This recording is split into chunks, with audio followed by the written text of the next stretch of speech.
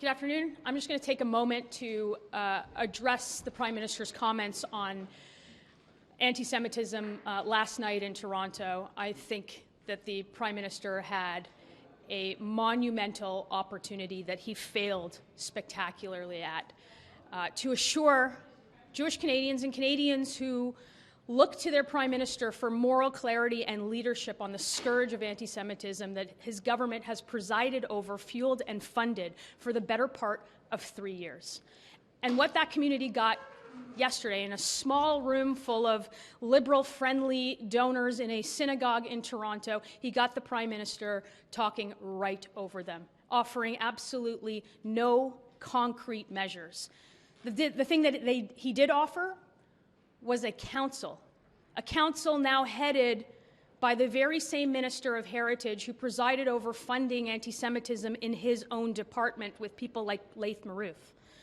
The same minister who has mused about banning parts of Scripture, banning parts of the Bible, of the Torah, in promoting things like bills like C9. He has a former minister whose former organizations were supportive of terrorist entities in this country like Hamas and Hezbollah, and who has in the past lobbied governments before this one to keep them off of Canada's terror list. He's put on a lawyer whose one of their last cases was to fight to keep the illegal encampments intact on university campuses. This is cold comfort to a Jewish community who has had gunshots fired into schools and synagogues, firebombs into businesses, who have heard fellow Canadians on the streets in their neighborhoods, in the neighborhoods where they live, screaming genocidal slogans on a weekly basis, without enforcing the laws that we already have on the books to put these perpetrators in jail. He handed the keys on an anti-Semitism strategy, one that will measure and look at the problem to the very perpetrators of anti-Semitism in this country, and he failed to call it by its name yesterday in that synagogue.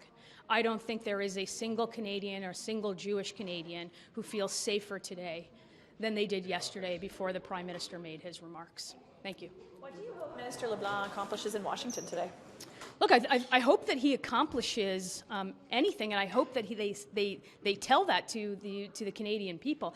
Right now, the Prime Minister has had a number of different positions on the U.S. relationship. In Davos, he talked about middle powers exerting their prowess. He talked about a rupture with the relationship. Just last week in New York, he talked about a Canada strong, making America great again. I think Canadians are very confused by the Prime Minister's strategy on the U.S. And more than that, I think they're in the dark about the strategy in the U.S. The Mexicans have been at the table for months and months, and I think it's cold comfort to the 2.8 million Canadians whose jobs and livelihoods depend on real action with this government in the U.S. relationship, and making sure that Canada exerts its leverage and comes back with a tariff-free deal. Well, any measures at all would have been a better outcome than what we got yesterday. Measures like banning the more than 700 IRGC terrorists that right now fundraise and intimidate the very communities that are at the core of this conflict in our streets. We want to see them have teeth in making sure that we defund the universities where Jewish students don't feel safe walking on campus. We want to see the actual defunding of institutionalized anti-Semitism within our own government. We want to see the laws that are on the books enforced. We want to see a Prime Minister call this by what it is, and we want to see him in the House of Commons do that to all Canadians in his chair, and not behind the closed-door rooms of a liberal-friendly crowd in Toronto. What you saw last night was only platitudes. Thanks very much. Quick word on Don Davies' private member's bill on floor crossers.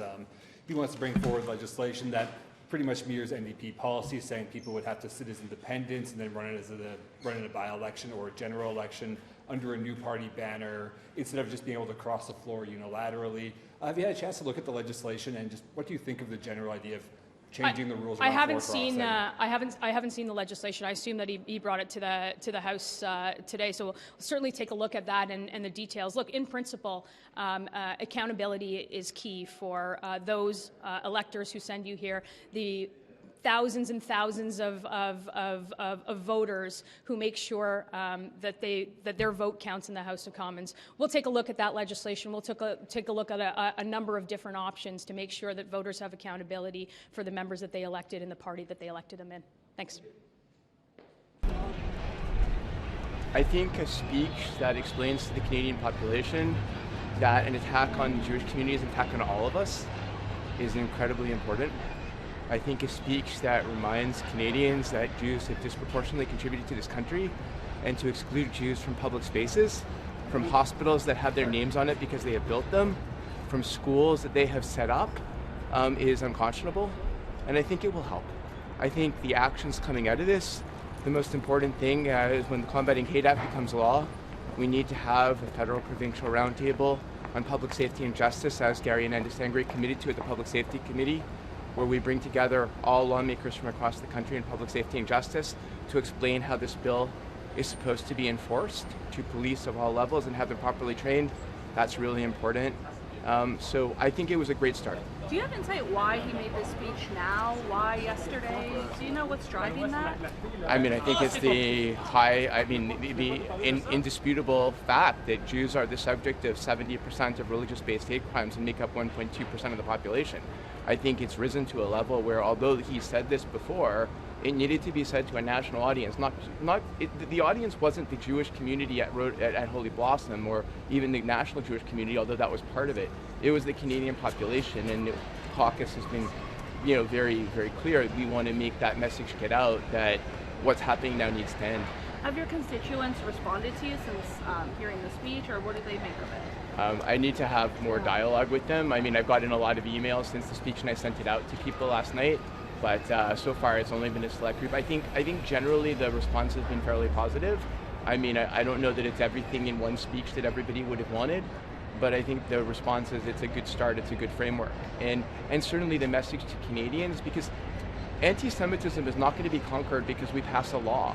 We can make something criminal, we can regulate it, but unless Canadians of good faith in all of the different places they meet family and friends and colleagues call out anti-Semitism on the ground, then nothing's going to change.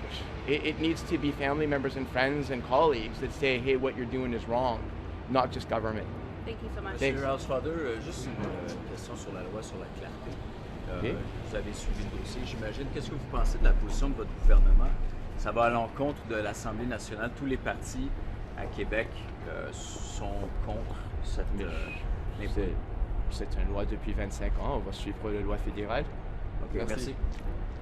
There's the steel and aluminum tariffs that President Trump brought in late last night, bringing some of the derivative products down from 25% tariff to 15% tariff, like agricultural equipment and HVAC systems.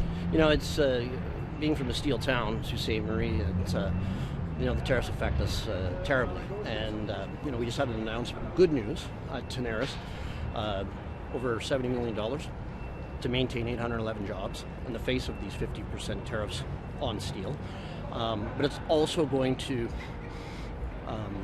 make sure that they invest in Sault Ste. Marie, because they see that Carney's vision to become an energy superpower, they're behind that. So they're going to actually hire 200 more people. So that's good news. We're working with Goldman Steel and the national defense industry. We had good news. Many MOUs being signed to bring back many jobs with a new special ballistic plate division. So anytime we can see the tariffs reduced, because those margins are impossible to hit at 25 and 50, right? So it's good news that we continue to see some movement and support for the steel industry, and Mark Carney is the guy to do it. It's absolutely amazing the difference we were, because that we lost 1,000 jobs, and we're fighting tooth and nail to bring back many, many more with this national defense strategy too. Do you think that him pulling back on some of the tariffs is a sign that that these tariffs are hurting the U.S. economy and U.S. consumers? That maybe Trump is starting to notice now that it might not be the best strategy? Well, that's been our message. You know, every time I go to Washington, is tariffs are a tax on Americans. That's what it is. You know, it's like robbing Peter to pay Paul. Because at the end, the American consumer is going to pay more for the refrigerator, their car, whatever is made in steel. And no, it doesn't make any sense. We used to have like a perfect integration in trade with steel, you know, going south and north of the border. So we got to get back to normal. And, you know, that way businesses can make long-term decisions and workers can work. Thanks so much. Thank you. Appreciate it. You know, there's a report out that Stephen Harper might add his voice to the campaign to keep Alberta a part of Canada. What are your thoughts on Harper, and what kind of weight would he bring to try and help Albertans make this decision to stay or leave Canada? I think it's great. I mean, Stephen Harper is obviously not just a prominent Canadian, but a prominent Conservative. We know that this is a discussion within the Conservative family by and large, and he'll be a really important voice. How might he convince Albertans in a way that maybe the Prime Minister or others might not be able to? Do you know, he has been involved in the Conservative movement, and he's been an Albertan. Most of his life, I think he's been an Albertan, and he understands the province in a really fundamental and tactile way, and more importantly, he understands the Conservative movement in a fundamental and tactile way. You know, Mark Carney's an Albertan, but he's not a Conservative, and I think that we've got to encourage and respect Conservative voices in this conversation. It's going to be great. Any updates on the lumber strategy or coming out of that report that went to the minister's office? Yeah, stay tuned on that. There is a meeting in Victoria tomorrow. It's the First Ministers for Forestry, and you can expect some updates on that, I mean, real soon, like count the hours.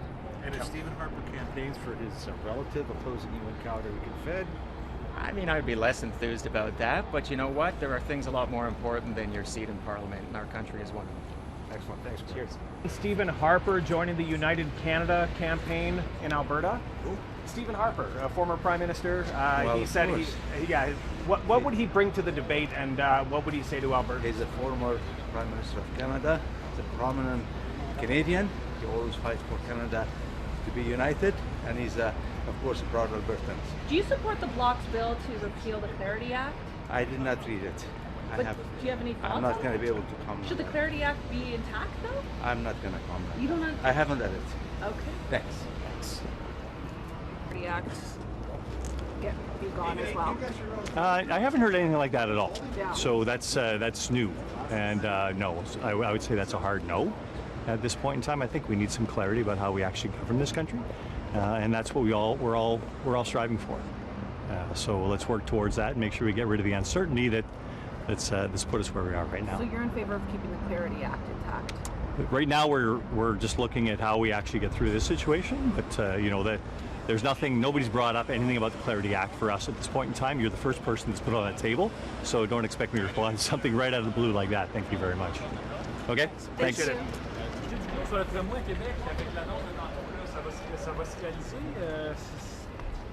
C'est une grande victoire pour la région de Québec. Ça fait 18 ans que la Ville de Québec travaille pour avoir un tramway. Et ça fait déjà 12 ans, je pense, que c'est clair dans l'esprit de beaucoup de gens que le tramway va de l'avant. Puis maintenant, avec le financement additionnel du gouvernement du Canada, ben, c'est encore une plus grande nouvelle. Vous n'étiez pas inquiet là, que le fédéral... Ben, j'étais inquiet lors des dernières élections parce que le Parti conservateur avait promis 0 cent pour le tramway de Québec.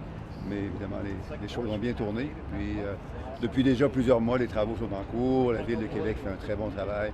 Le gouvernement du Québec est de retour aussi, clairement en appui au tramway. Donc, c'est en grande partie en raison des efforts d'organismes communautaires, sociaux, environnementaux depuis presque une vingtaine d'années que ce projet va de l'avant. Vous ne pensez pas que votre gouvernement ou M. Carney en profite pour une position de vulnérabilité de Mme Fréchette là, pour mettre des conditions attachées à cet argent-là que le gouvernement du Québec n'aurait pas accepté autrement l'année passée? Ou... Bien, il y a ces deux conditions de base que tout le monde trouve raisonnables, je crois. La première, c'est que l'argent soit investi en transport collectif. Puis la deuxième condition, c'est qu'on connaisse les projets dans lesquels cet argent du gouvernement du Canada va être investi au cours des prochaines années. Ça l'explique bien. Merci. Bonne journée.